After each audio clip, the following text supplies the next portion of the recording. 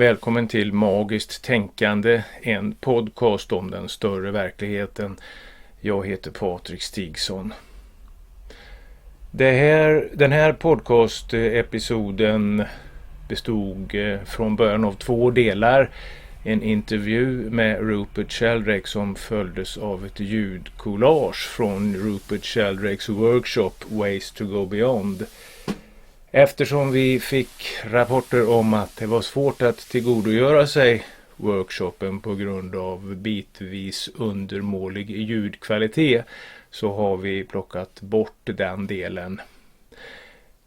Och vi har ersatt den med några länkar på hemsidan till YouTube-klipp där Rupert Sheldrake pratar om sin senaste bok Ways to go beyond and why they work, 7 spiritual practices for a scientific age.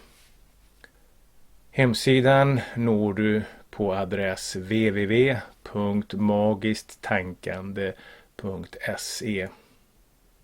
Där finns alltså 2 länkar till YouTube-klipp med god ljudkvalitet där Rupert pratar om det som även var temat för hans workshop. Vad du nu har framför dig är alltså ungefär 1 timmas samtal mellan mig och Rupert Sheldrake som ägde rum i hans hem i Hampstead i London i mars 2019. Vi pratar om hans teori om morfisk resonans. Vi pratar om hans kritik av vetenskapens dogmatiska trossystem. Hans vänskap med Terence McKenna och en del annat. Håll till godo.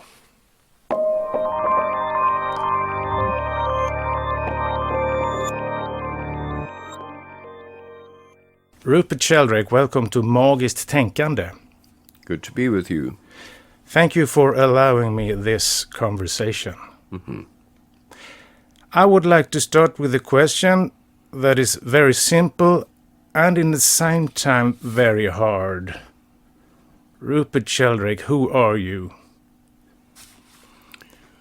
Oh, well, as you say, it could be very a profound reflection on the nature of consciousness or the universe, but I'll stick to simple facts. I'm a biologist, I'm English, I live in London, I have a wife and 2 sons, I write books, I publish scientific papers, I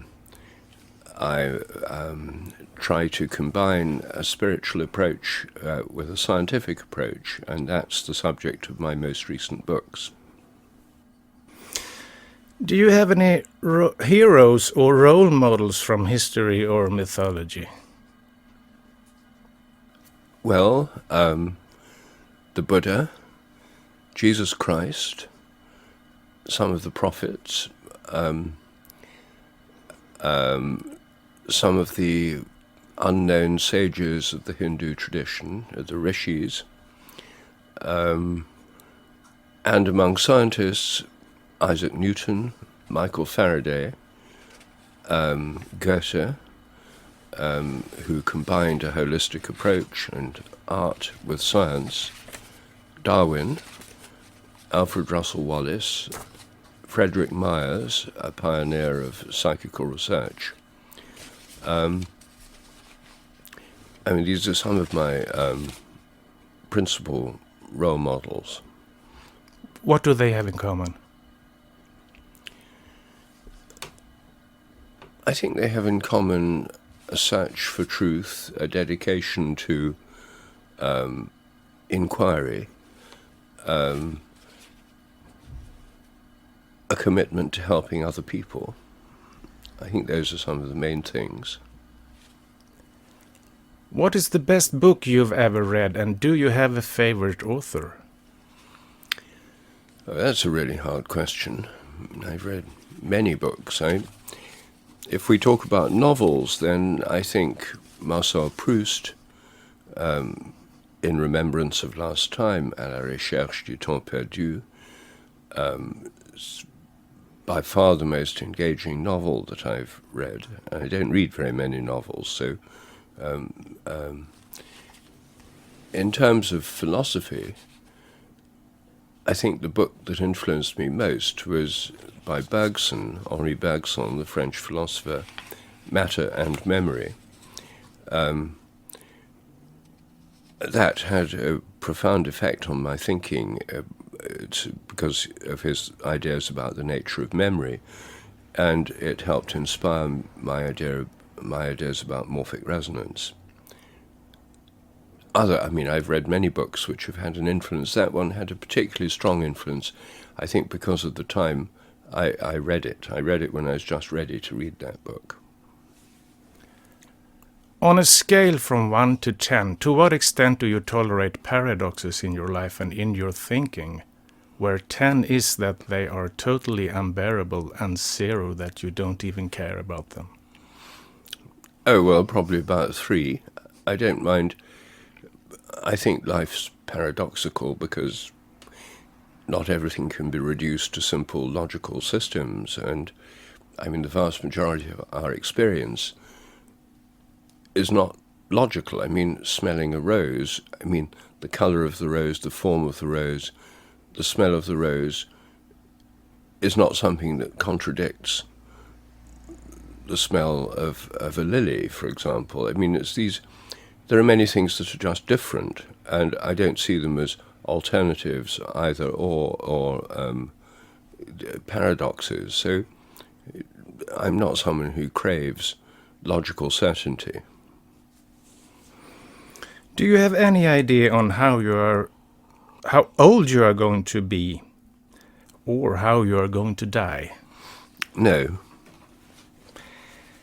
How does death fit into your theory of morphic resonance? Well, death isn't really... All right, well, let me think about that a bit. I have a theory of death, actually. Before I came up with the theory of morphic resonance, I published a paper with a whole theory of death in Nature, the scientific journal. The paper's called The Aging, Growth and Death of Cells. I think that death is something that is inevitable in all living cells. There's a build-up of waste products. The secret of rejuvenation is to keep growing, and the reason that plants don't die in the sense that you can take a cutting from an old tree and it'll become a new tree. You can go on and on with plants, propagating them vegetatively. The reason that happens is because they go on growing. The reason that animals die after a certain amount of time is because they stop growing. So death and growth are almost inverse phenomena. That's a general fact about all biology, and of course it applies to us as well. In terms of our own death, then the question that many people are interested in is, do we go on with some kind of conscious life after death? The default assumption of modern materialists is that we don't, because our consciousness, they think, is nothing but our brains, and our brains stop working, so therefore consciousness just stops, goes blank. That's a theory. The materialist worldview is a theory. It's not a fact. I myself think that our conscious life has an interesting aspect to it, which is not obviously related to our senses, which is our dreams. All of us dream every night, whether we remember the dreams or not. In our dreams, we're in a kind of alternative virtual reality. We have an alternative virtual body, a dream body. In our dreams, we have a body that walks around, talks to people, goes to places, sometimes even flies. I myself think that when we die, we, as it were, go on dreaming, but we can't wake up anymore because we haven't got a physical body to wake up in. And the kind of conscious life we have after death depends on our beliefs, expectations, hopes, fears, attitudes, on exactly the kind of person we are. And maybe people tend to have the experience after death that they expect. I mean, atheists may find it does really go blank. That's what they believe, that's what they expect, and that may be what happens. Other people may have different experiences, and each of us may have experiences that depend precisely on who we are. Some people may be trapped in nightmares, which would be a bit like hell. Others may undergo continued development, which may be like the Roman Catholic idea of purgatory.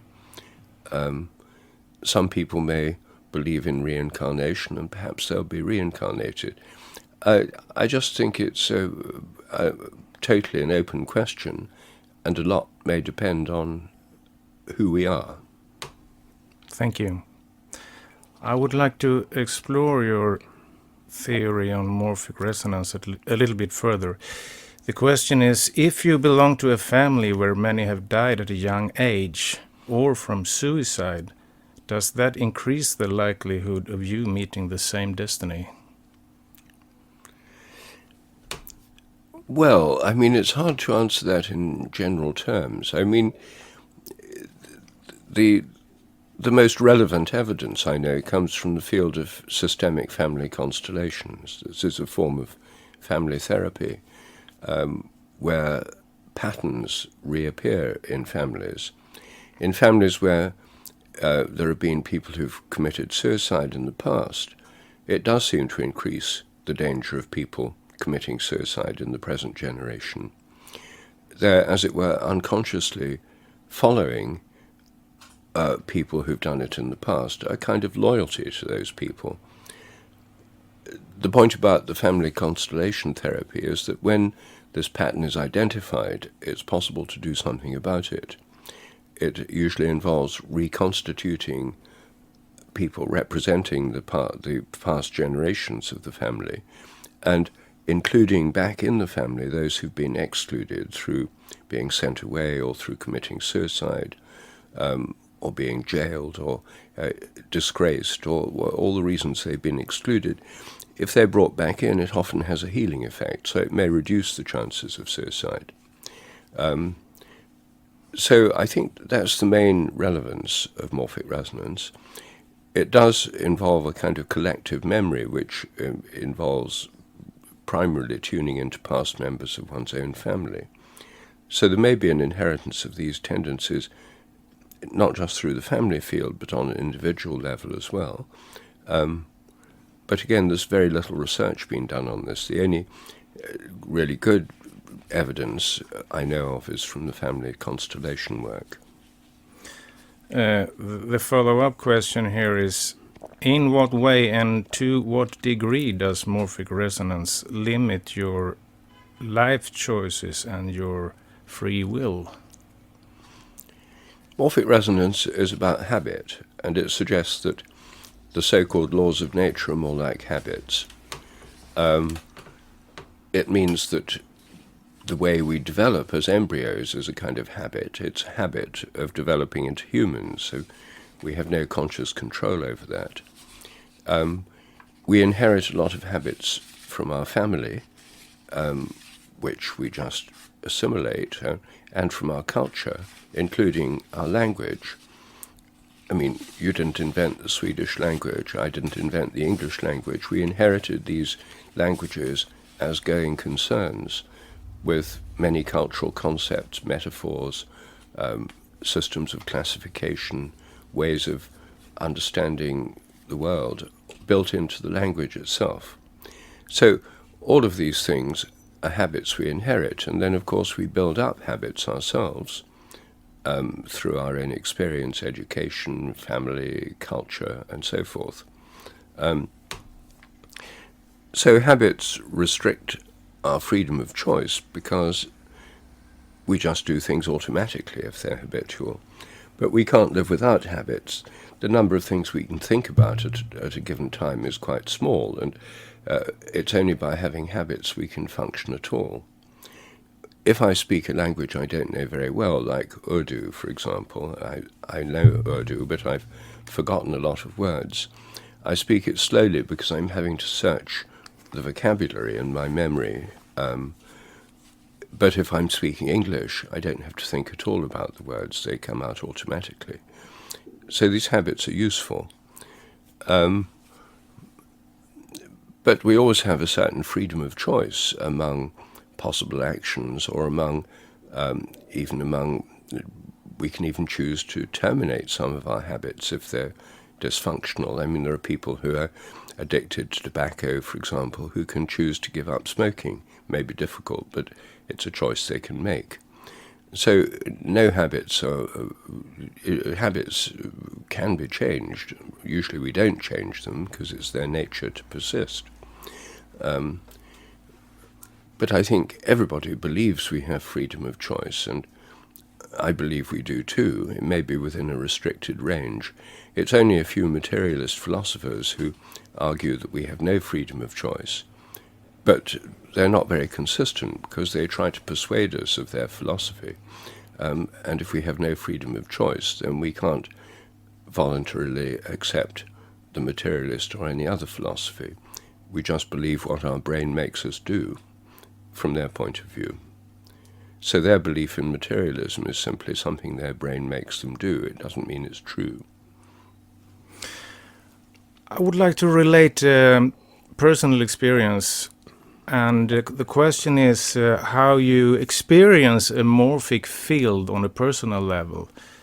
My wife is from Holland, and we have been traveling by car from Sweden several times to see her family.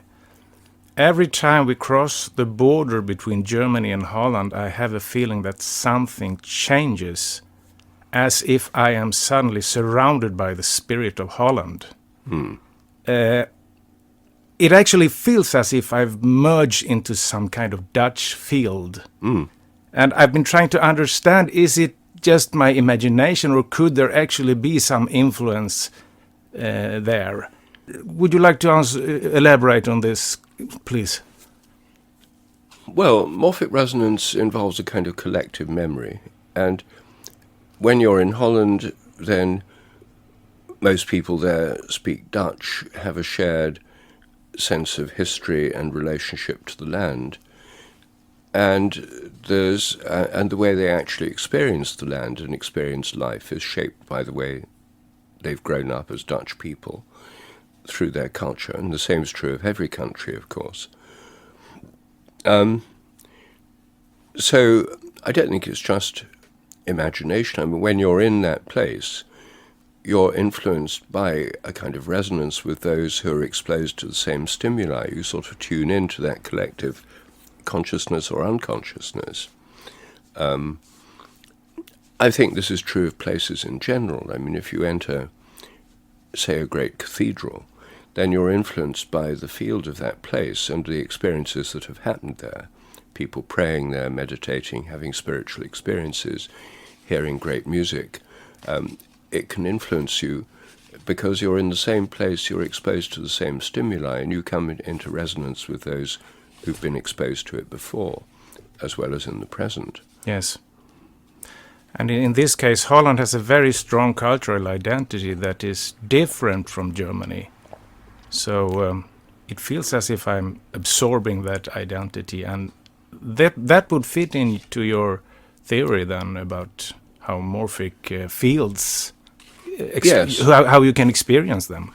Yes, it would. I mean, other people might prefer to interpret it in a different theoretical framework. I wouldn't claim it proves this hypothesis, but it's one way of experiencing it. And I think the same is true of most places. I mean, if I go to Scotland, it feels different from England or France.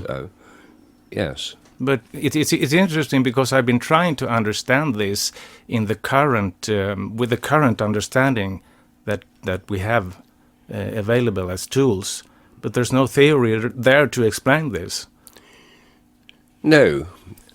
Actually, you could actually have your hypothesis tested. I mean, you could be blindfolded, put in a car, driven around Europe. Very interesting. And then, because you're in the Schengen area, you don't have to pass border checks. So you could actually be taken from one country to another without knowing where you were. And then people could take you out of the car and say, right, can you feel where you are. Then if they took off the blindfold, you might be able to guess without seeing anything. Then you could take off the blindfold and see whether the visual clues are the important thing. So it is actually a testable hypothesis. Interesting. Let's see if anyone picks up this idea of this design. You've been researching telepathy for a long time. First of all, I want to know in what way morphic fields, morphic resonance, that theory explain the telepathy phenomenon. Well, I think it helps understand it because morphic fields exist around social groups like families or flocks of birds or schools of fish. And so the members of a group are linked to each other through the social field of that group. And telepathy typically occurs between members of social groups. It doesn't occur with strangers. It can occur across species, and when a dog lives in a family, then the dog becomes part of the family. And so the bonds between the dog and the people allow for a telepathic communication. So I think the first thing that morphic field theory does is predicts what turns out to be true, that telepathy typically occurs within or social groups, between members of a group. It's strongest in humans between parents and children, husbands and wives, lovers, good friends, close colleagues. It doesn't happen with random people.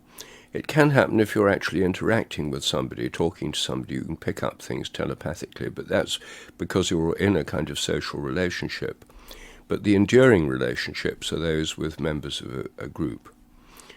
And I think it involves a kind of resonance between people across space, so that people within the group can pick up the intention of others in the group.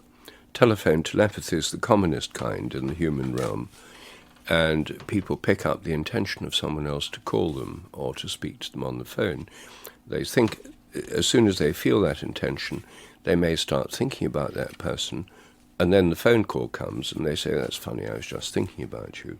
It's a very, very common experience. More than 80% of people have had that experience. And you're also investigating this on your homepage. What was the results of your experiments so far?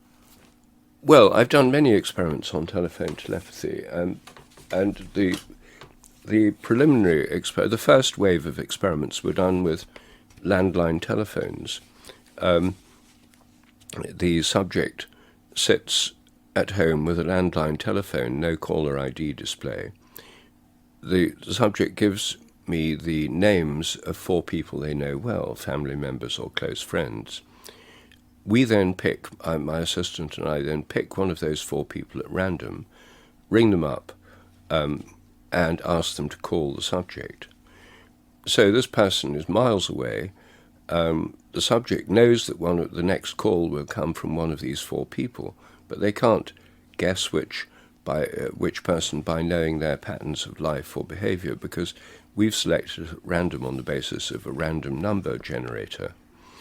So the phone rings, the subject has to guess who it is out of these 4 people. They guess before they answer the phone, and they're right or wrong. And if it was just guessing, they'd be right 1 time in 4, 25%. In these experiments, the hit rate is about 45%. Oh, that's very high. Much higher than the chance level, and very significant statistically, because we've done it hundreds of times. So these are all published in peer-reviewed journals, and there's a video of one of these experiments on my website, sheldrake.org. An experiment I did for British television with a girl band called the Nolan Sisters. I also have an automated version of this test that works on mobile phones. In this simplified version of the test, you just have 2 callers. The phone rings, you know it's one of these 2 people, and on the mobile phone you get the instruction, one of your 2 callers is on the line right now, please guess who it is. If you think it's Anne, press 1. If you think it's William, press 2. So you guess, and then as soon as you guess, the line opens and you get instant feedback, whether you're right or wrong. These are also giving above chance scores, these telephone telepathy tests. The chance level is, of course, 50%. This makes this kind of research available to anyone who wants to do it. Well, anyone who wants to do it who's in Britain or Italy, which is where the test works at the moment. It's not working in Sweden right now. I mean, it could do. If a lot of people wanted to do it in Sweden, we could set it up. We'll see. It depends on how many listeners we will get on our Yes, and podcast, whether they want to do it or not. Mm-hmm. Actually, me and my podcast partner will try to conduct a telepathy experiment in our podcast. I have given him a closed envelope with an image and that I have picked. And I will try to telepathically send it to him. And he also, of course, he has the envelope himself, so he can sort of try to feel what's inside. And then I want him to talk about what he experiences. Then I want to show him 4 pictures, and one of them is the correct one. Yes. For him to pick one of them. And also we would like to present this his words, his description on our Facebook page. Yes. For our followers to guess, and I will show them the 4 pictures, and then they will listen, and then the question for them to answer is which one of these 4 pictures is he describing. Yes, well, this is very similar to the standard Ganzfeld telepathy test. It's close. I know. Which is good because this is an established procedure. Of course, all these telepathic experiments are statistical. I mean, you have to do them many times to get significant results. A Maybe single 100 test times, of course. Will not be conclusive, but it's a good way of demonstrating the principle. Moving on to another subject. In your book, The Science Delusion, Science Sets Free from 2012, you talk about 10 current scientific assumptions, you call them dogmas, that are holding back science. All reality is material or physical. The world is a machine made up of dead matter. Nature is purposeless, and so on. In what direction do you think science has been moving since you wrote that book? Well, I mean, the majority of science carries on with the very strong habits of mechanistic materialism, which is the dominant paradigm or model of reality. Most scientists just go on doing science the way they've done it before, partly because that's how they go on teaching the same things, they go on researching the same kinds of subjects. So I wouldn't say that the mainstream of science has changed very much in terms of what people do. But the thinking of individual scientists, I think, is in many places moving away from mechanistic materialism because it's a very inadequate way of understanding some aspects of nature, especially consciousness. The field of science that's moving fastest away from that model is consciousness studies, which is an interdisciplinary area of science that studies conscious experiences, including altered states of consciousness in near-death experiences, psychedelic experiences, out-of-the-body experiences, and so forth.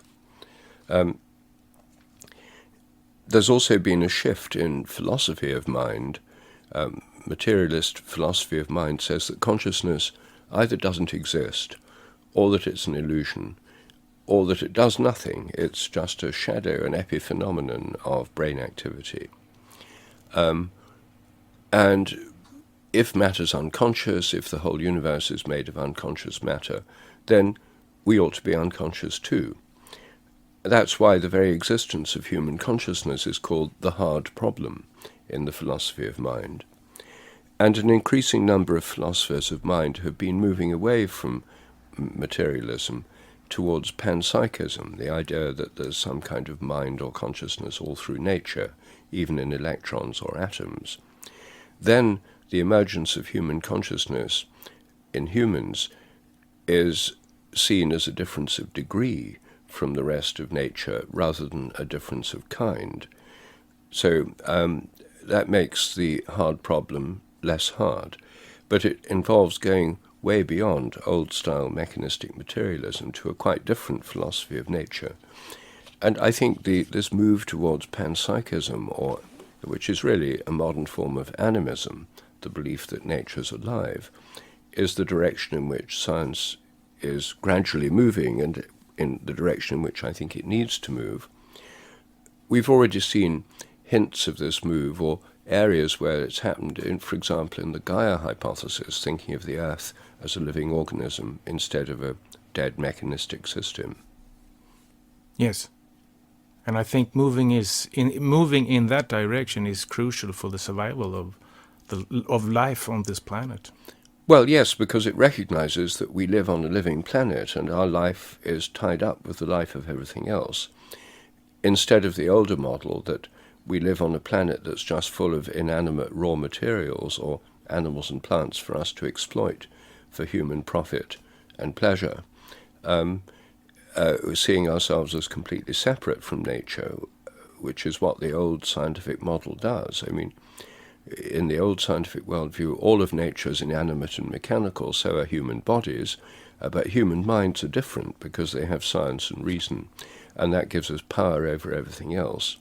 That model is proving disastrous, even though it's led to many discoveries, changed the conditions of life in some ways for the better.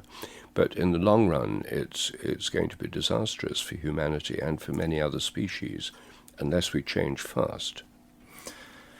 I think the idea of panpsychism is very interesting, because when I think about it, it's almost as if it's not matter anymore. We're so used to see matter as unconscious, so this new definition almost creates another kind of substance. Yes, it creates a vision of even atoms as like organisms rather than machines or inanimate matter. It's a kind of organic view of nature, and that's why it comes again close to the older animist view of nature, which saw nature as alive. Some materialists who've become panpsychists don't see this as rejection of materialism. They see it as a broadening of the definition of materialism. I mean, this is fine as far as I'm concerned, except it's confusing, because old-style materialism is not panpsychist. And if people who are now panpsychists say, well, this is another kind of materialism, then they're changing the definition of materialism. They're entitled to do that, but they're bound to confuse themselves and other people by doing so. Mm-hmm. So this could actually mean a paradigm shift is on the horizon. Absolutely, yes. Let's talk about prayer. In your latest book, Ways to Go Beyond, you repeatedly come back to starting prayers with an invocation to a spiritual being, as if that is very important. Why is that important, do you think? Well, what I do in this book is distinguish between meditation and prayer. Meditation can be called a kind of prayer. In the Christian tradition, contemplative prayer is more or less what we call meditation, usually in the modern world. So the difference between meditation and prayer is that in meditation you're detaching from the external world. You close your eyes, you sit quietly, if you can, in a quiet place. And you focus on breathing, as in mindfulness meditation, or a mantra, which splits the mind and enables you to detach to some degree from the train of thoughts going through the mind. And sometimes that dies down and you exist in a state of consciousness without thinking all the time.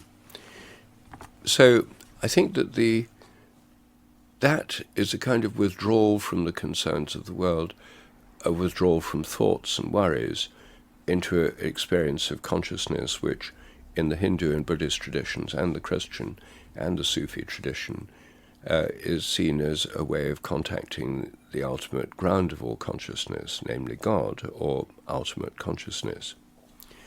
Now, petitionary prayer, where you're asking for things, is a very different procedure. It works in the opposite direction. One works from the outside towards the inside. It's like breathing in. And the other works from the inside towards the outside. It's like breathing out. And all petitionary prayers start with an invocation. You invoke the being to whom you're praying. In meditation, you don't need to believe in a being beyond yourself. Some atheists and materialists meditate and think it's all going on just inside their brain. But in petitionary prayer, you start with an invocation, as in Our Father who art in heaven, or Hail Mary, full of grace, or Om Namah Shivaya. You start with an invocation to a being, and then you try and link that to intentions, thoughts, or requests. Are these spiritual beings, the way you see them, in some way real then, actually existing somewhere in some form? Well, I think they're real, but I don't think they exist in a form or somewhere. I think that they're the basis of consciousness itself, or they're in the realm, they exist in the realm of consciousness. Spiritual beings are conscious beings. But they are still beings. They have a kind of existence, yes. They have a kind of existence. Yes, but they're not beings in the sense that you're sort of, by looking through a telescope, you'll see them, or looking under a microscope. I mean, for example, in the Hindu pantheon, one of the gods is Ganesh, an elephant-headed human, who's believed to be a form of the god Shiva. Now, Ganesh, you see statues of Ganesh and pictures of Ganesh everywhere in India. When people dream in India, very often they dream of Ganesh. Now, Ganesh appears in many Hindus' dreams. Now, if it was just in my dream, then I think that's just my own imagination. If Ganesh appears in many different people's dreams, this is more like what Jung called an archetype in the collective unconscious. It has an existence that's beyond you or me, but it may not be beyond the human imagination. It's part of a collective human imagination. But that doesn't mean to say it's nothing but part of a collective human imagination. It may be that there's an ultimate consciousness that can work through Ganesh in dreams or in waking life. And all deeper philosophies and theologies think that the ultimate source of all things is conscious, not unconscious, that underlying all nature and all beings is a form of consciousness that gives rise to everything in the first place. Whereas the atheist point of view is that there's no underlying consciousness. Matter is primary, and matter gives rise to consciousness in human brains for unexplained reasons and in unexplained ways. Whereas the more usual view in almost all traditions is that consciousness is primary and gives rise to the material and physical world, and the underlying consciousness sustains the world from moment to moment and is the basis of our own consciousness. But do you think these invocations are necessary when you pray? Or is this the matter? I can relate actually to my own personal experience. I pray daily, but I've never actually been able to direct my prayers to a certain deity or personality. Not even Jesus. Still I feel connected in prayer to divinity or to the greater whole or to the source of everything. Well, in that sense, you're implicitly connecting to the greater whole or source. I do, of course, but yes. You repeatedly come back in your book, and that puzzles me a bit. That this, as if it were important to have an image to prayer to be. Well, not necessarily an image. It doesn't have to be an image. I mean, if I pray, Our Father who art in heaven, to God the Father, I don't have an image of God as a being with a white beard. I have the idea that this is the underlying consciousness of the universe. If I pray to Jesus, then it is more specifically an image, because Jesus had a human form, and Jesus is pictured in icons and so on. Yeah. It's more specifically an image. But I also pray to the Holy Spirit, and the Holy Spirit has no image. The Holy Spirit is the principle of wind, breath, life, flow, and that has no image. But I'm not saying that the invocation has to be to an image, but it's possible to differentiate between different forms of prayer.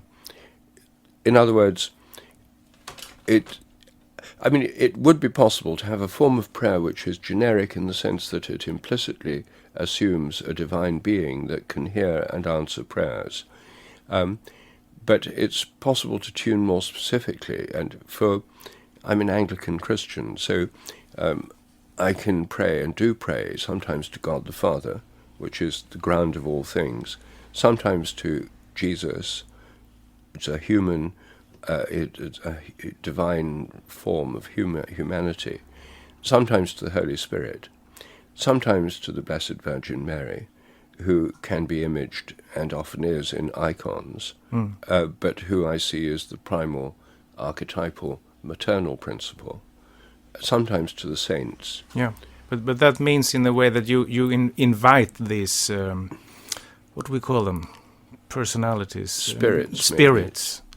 You invite them and then they appear. Well, they don't necessarily, I don't actually see them. Sometimes if I'm in a Roman Catholic church and I see a chapel of St. Anthony, there's a statue, there's an image, I address prayers to St. Anthony, who I regard as the patron saint of psychical research. He's the patron saint of lost objects. So I asked for his help in my research. And there's an image before my eyes. I don't conjure up an image, there is an image.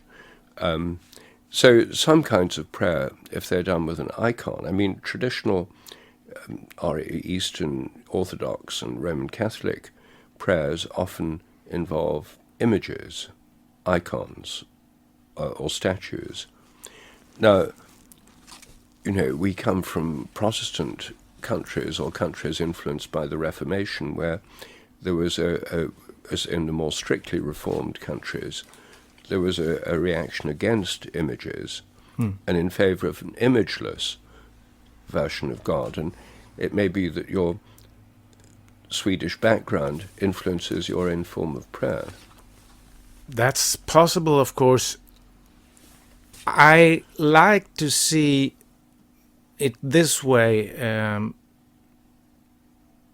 that the development of spirituality could mean that we're actually moving away from these personalities, these spirits, to a more direct connection to the whole, without any intermediates from priests or even from saints.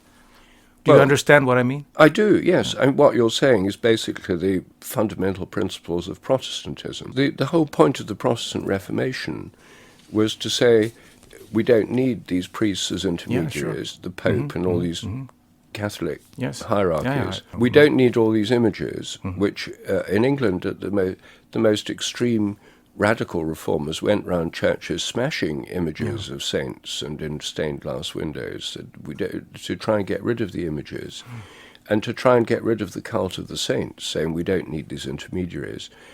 We can, as humans, directly approach God with no need for any of these intermediaries. And that is the spirit of the Protestant Reformation. But they kept the priests and they kept the Bible.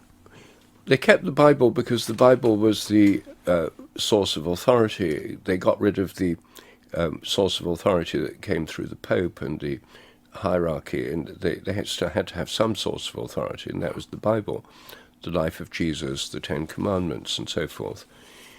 But the priests were rather ambiguous as priests. In the more radical Protestant churches, they're pastors or ministers. They're teachers of the word. They're not intermediaries. Now, the Lutheran Church is, again, somewhat ambiguous because they although I suppose technically they're ministers, then they again take on some of the role of priests. In the Anglican Church, which is less Protestant than the Lutheran Church, the Anglican Church is a Reformed Catholic Church rather than a Protestant Church, technically, and is much closer to the Roman Catholic tradition than the Lutherans are. So in the Anglican Church, there are statues of the Blessed Virgin Mary, and the priests do have a much more explicitly priestly role. Interesting. Thank you. I'm curious, have you met your friend Terence McKenna since he passed away, or you're still in some sort of contact communication with him? Well, no, the short answer is no. I mean, Terence and I were good friends. His way of thinking has influenced me. The dialogues that we had together with Ralph Abraham, the three-way conversations or trialogues, are out there on the internet. Large numbers of people listen to them. Many young people listen to them. And in a sense, Terence and his influence lives on in the lives of many people, including my life. But I haven't encountered a sort of ghostly presence of Terence, or heard his voice or felt that he was appearing to me in some kind of slightly spooky way. But I'm very conscious of his influence. And indeed, on All Souls Day, November the 2nd, the Day of the Dead, we have a Requiem Mass in our parish church here, and I quite often pray for Terence on All Souls Day. So in that sense, I think there's a continued connection. But as I say, no mysterious manifestations. Okay. The reason I ask partly is when I wrote my third book, I had a leave of absence for 1 year from my ordinary work. And every day I took a walk for 1 hour or 1.5 hours. And I was listening to Terence McKenna from YouTube and also your trilogues. Yes. And I think actually I've listened to everything that is on YouTube from him. And one night when I was going to sleep, I was between waking state and sleep. Terence suddenly appeared. Oh, really? He sat on my bedside, and Really? he looked at me very lovingly, and he smiled and nodded his head and said, "I really appreciate that you like my stuff." And then I woke up, and he was gone, of course, but it was a beautiful experience. Well, that's very nice to hear that. I wonder how common that is. Many people listen to Terence's tapes, and it's possible that he's appearing to lots of other people too. I don't think anyone's ever asked this question before, but I mean, if you had a huge following on Facebook or Instagram or something, and you put out that question, you might be able to collect quite a lot of stories about Terence appearances. That's true. I have one question from one of our listeners. Are you familiar with Tom Campbell's theory of consciousness? Yes, and in fact, last summer I actually met Tom Campbell. I was giving a workshop at a centre in Canada, Hollyhock on Cortes Island. I give a workshop there every summer. I'm doing one again this summer with my 2 sons, Merlin and Cosmo. And someone invited him to that place, and we had a meeting and a discussion. Tom Campbell's view is that the whole of reality is a kind of simulation, a kind of virtual reality display. And he takes this surprisingly literally. I thought at first it must just be some kind of metaphor, and I'm not very keen on the metaphor because it's another kind of mechanistic metaphor. It's saying there's some celestial computer that somehow is programmed to generate the reality we live in. We're living inside a computer simulation. I don't like it because it's too mechanistic, too computer-based. I mean, the basic idea is not original. In Hindu cosmology, for example, a very standard view is that the universe is the dream of the god Vishnu. The god Vishnu goes to sleep he has a very long sleep. During his sleep he has a very long dream, and that dream is our universe. This is one way of expressing the idea that consciousness underlies all things. And then he wakes up and this universe dissolves and he goes to sleep again and another universe appears. This is I prefer the idea of the conscious basis of things being a dream of a god to a simulation in a cosmic computer. But the basic idea is the same. It's saying that there's a kind of virtual reality of a kind of conscious kind which underlies the appearances of the material world. So in that sense, it's a new way of putting forward this dream metaphor, which is present in many cultures. I mean, in Spain, several hundred years ago, there was a play or poem, La vida es sueño, life is a dream. I mean, it's a common way of thinking. I mean, Shakespeare alluded to it as well. So the forming it in this computerized form appeals to a lot of people in the modern world because that's their best way of conceiving of a virtual reality underlying consciousness. And Tom Campbell develops that metaphor. What I was surprised when I met him was that he takes it much more literally than I'd thought. I mean, he thinks there really is some kind of computer system generating this reality, and he interprets it in such a way that he thinks the actual number of pixels in the simulation would change. If you look at things in much more detail, then the bit rate would change. And he has testable predictions to do with this computer metaphor. I mean, I doubt if they'd come true, but they are testable. And maybe if the predictions work, other people would certainly interpret them in other ways. But he seemed completely convinced of this model and quite uninterested in other models. I mean, he's got his model. Okay. That's it. And when we met and talked to each other, I mean, basically he just expanded his model. And if he was interested in morphic resonance at all, it would only be to fit it into the computer simulation model.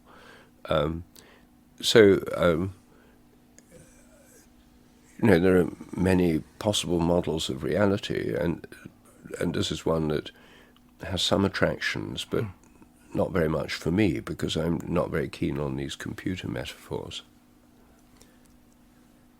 Rupert Sheldrake, thank you very much for this contribution to Magiskt Tänkande. Good. Well, I hope that your listeners enjoy this discussion and continue thinking and discussing themselves. Thank you.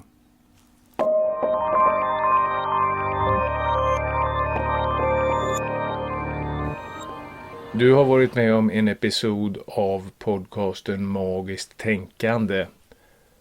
Om du vill kommentera avsnittet gör du det lämpligast genom att gå med i vår Facebookgrupp som heter Magiskt Tänkande.